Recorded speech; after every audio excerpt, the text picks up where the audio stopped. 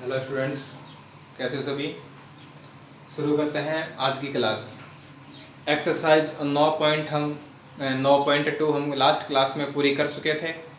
आज शुरू करते हैं विविध प्रश्नमाला 9, मिसलेनियस एक्सरसाइज 9।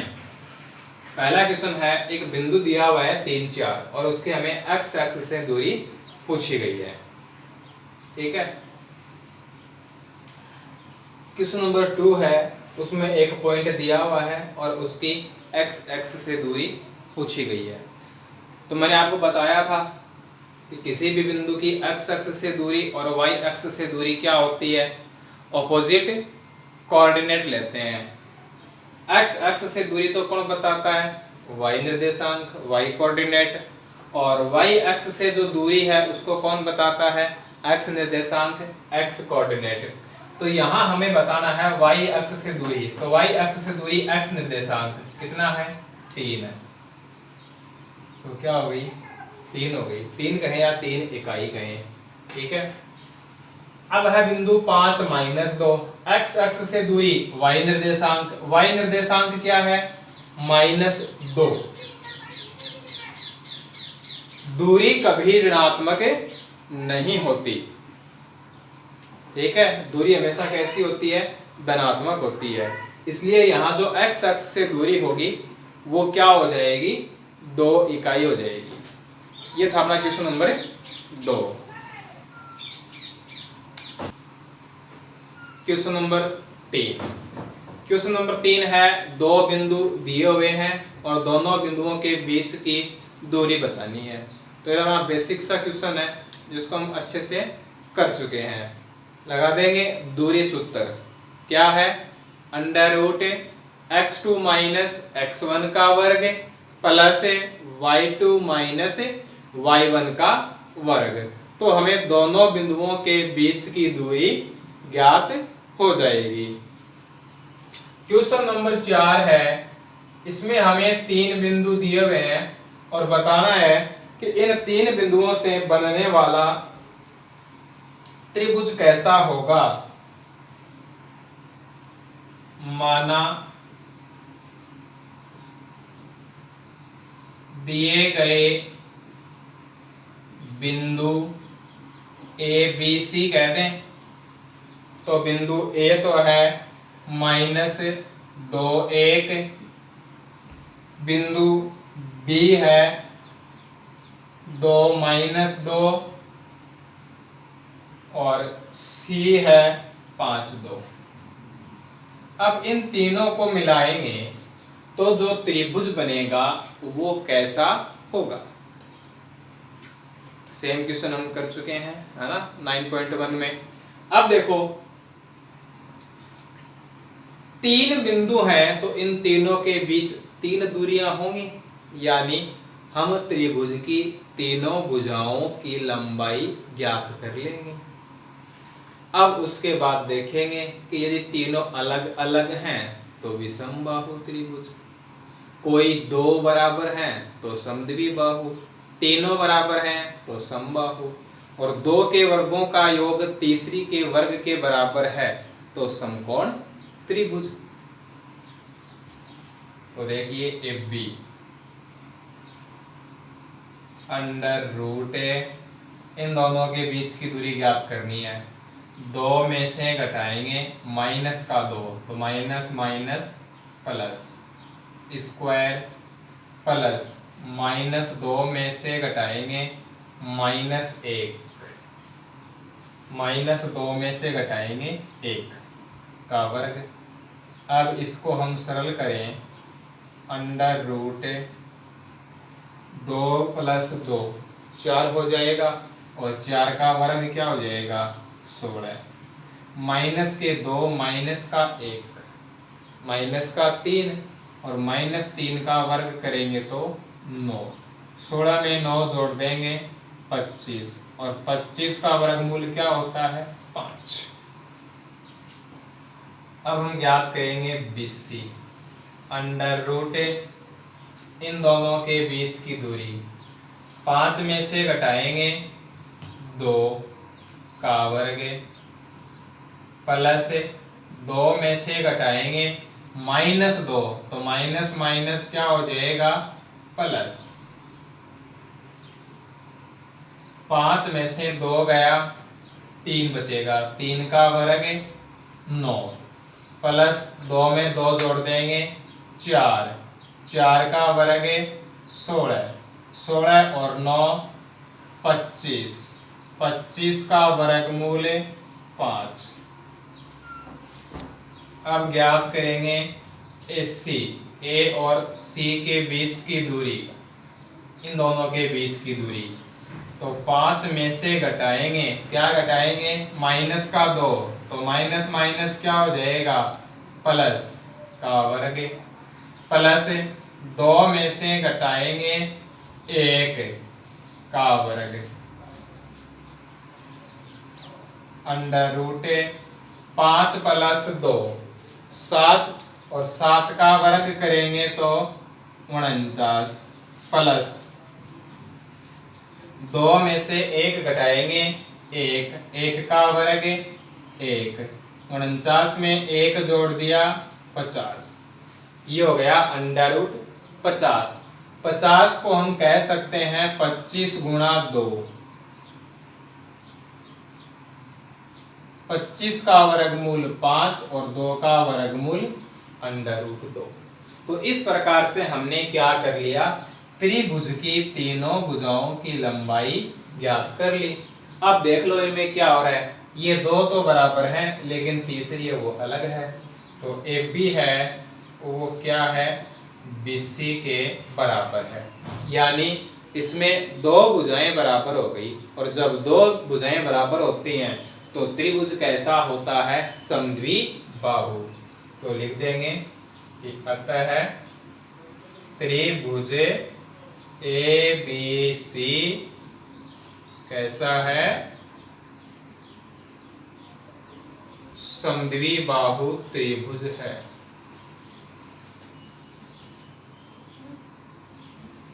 या कहें कि दिए गए बिंदु हैं वो एक समद्विबाहु त्रिभुज के शीर्ष हैं। ठीक है, तो ये है अपना क्वेश्चन नंबर 4।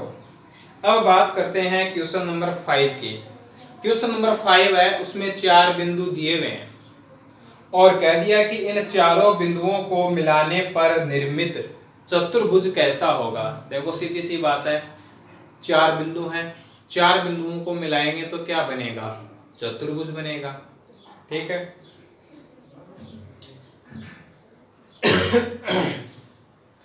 अब देखो 4 बिंदु है तो अपने पास एक तरीका तो ये है कि हम उन चारों के बीच की दूरियां ज्ञात कर लें।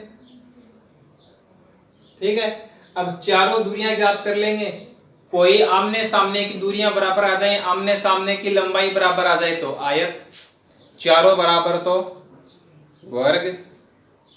ठीक है, अब इस क्वेश्चन में हमें क्या करना है, विदाउट डिस्टेंस फॉर्मूले के करना है, बिना दूरी सूत्र के करना है। तो क्या करना है इस क्वेश्चन में अपने को, ये तो अपना निर्देशांक तल है, इस निर्देशांक तल में क्या कर लेना है, बिंदुओं को अंकित करना है। ठीक है, चारों बिंदुओं को अंकित करने के बाद उनको क्या कर लेंगे, मिला देंगे, तो हमें पता लग जाएगा कि जो बनने वाली आकृति है वो किस प्रकार की है। जैसे पहला जो बिंदु दिया हुआ है वो है -1 1, x का मान -1 और y का मान 1, यासिक होगा। ठीक है, इसको यदि हम ग्राफ पेपर पे ड्रॉ करेंगे तभी बिल्कुल सही बनेगा आकृति ये। तो -1 1 है, वो बिंदु यहाँ से हो जाएगा अपना।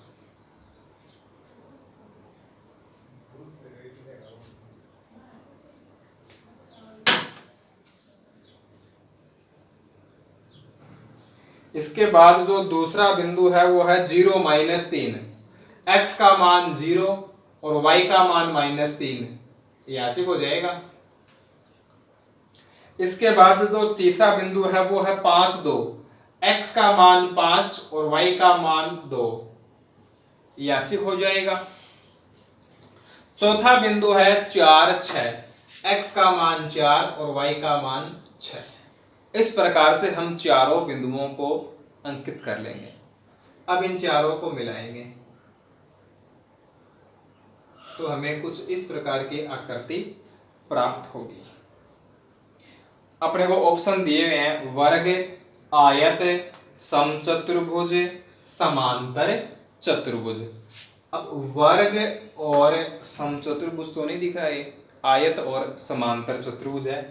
अब दोनों में से कौन सा है, तो ये तो देखो ग्राफ पेपर पे हम इसको बनाएंगे ना तभी क्लियर होगा।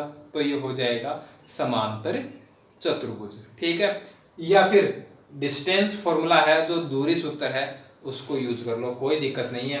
माना दिए गए बिंदु ए बी सी डी है, ए बी ज्ञात कर लेंगे, बी सी ज्ञात कर लेंगे, सी डी ज्ञात कर लेंगे, ए डी ज्ञात कर लेंगे, ठीक है। तो यहाँ समांतर चतुर्भुज है तो इसमें क्या होगा, आमने सामने की भुजाएं बराबर होंगी। लेकिन देखो ऑप्शन में तो अपने को आयत भी दिया हुआ है, यहाँ क्या हो रहा है, आमने सामने की भुजाएं बराबर आ रही हैं। अब आमने सामने की भुजाएं बराबर आ रही हैं तो इसका मतलब तो ये हो गया कि आयत भी हो सकता है, समांतर चतुर्भुज भी हो सकता है। बात करें अपने ऑप्शन की तो ऑप्शन में अपने को दोनों दिए हुए हैं, तो फिर क्या करें।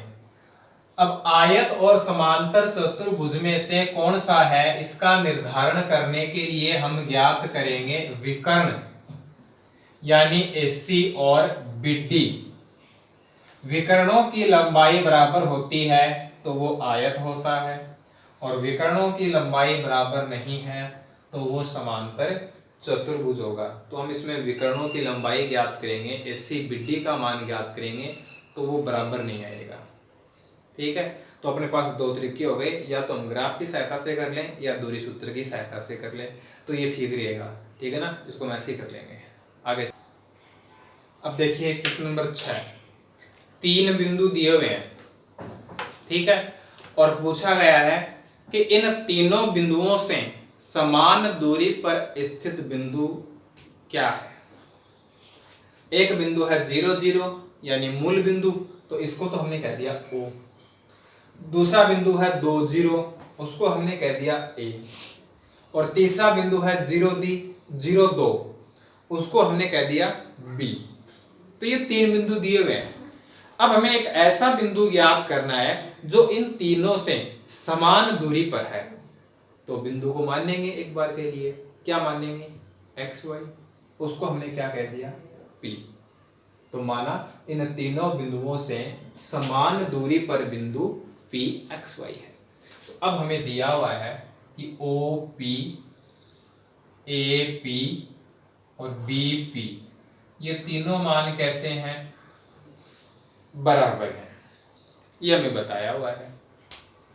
अब हमें किसका मान ज्ञात करना है, x और y का मान ज्ञात करना है। यानी दो अज्ञात राशियां हैं, और दो अज्ञात राशियां हैं तो इनका मान ज्ञात करने के लिए अपने को दो प्रतिबंध चाहिए, दो समीकरण चाहिए। तो देखो एक बार इन दो मानों को ले लेंगे, फिर इन दो को या इन दो को ले लेंगे, जिससे भी हमें x और y का मान मिले, ठीक है। तो एक बार के लिए हम OP, AP और BP इन तीनों का मान ज्ञात करेंगे, ठीक है। OP, O और P के बीच की दूरी, इन दोनों के बीच की दूरी x माइनस 0 का वर्ग x स्क्वायर है, प्लस y माइनस 0 का स्क्वायर y स्क्वायर। तो OP है वो तो हो गई under root x square plus y square. अब हम देखते हैं AP, A और P के बीच की दूरी, इन दोनों के बीच की दूरी x में से घटा देंगे 2 का वर्ग प्लस y में से घटा देंगे 0 का वर्ग।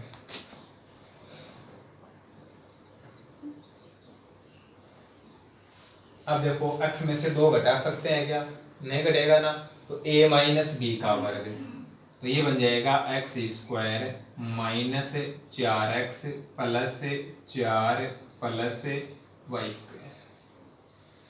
अब है BP, अंडर रूट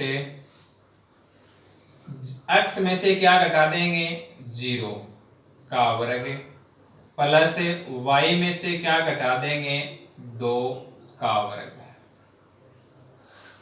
x में से 0 घटाएंगे, x का वर्ग। अब y में से 2 घटेगा नहीं, तो a माइनस बी का स्क्वायर हो गया, तो Y square minus 4y plus 4। तो ये तीनों दूरियां हो गई। अब OP बराबर है AP के। अब देखो ये दोनों बराबर हैं, तो OP का मान under root x square plus y square बराबर AP का मान under root x square minus 4x plus 4 plus y square. अब दोनों पक्षों का कर देंगे वर्ग, दोनों पक्षों का वर्ग करेंगे तो अंडर रूट हट जाएगा, या फिर हम यही इनका वर्ग कर दें तो हमें इतनी बड़ी स्टेप लिखने की आवश्यकता नहीं पड़ेगी, ठीक है ना।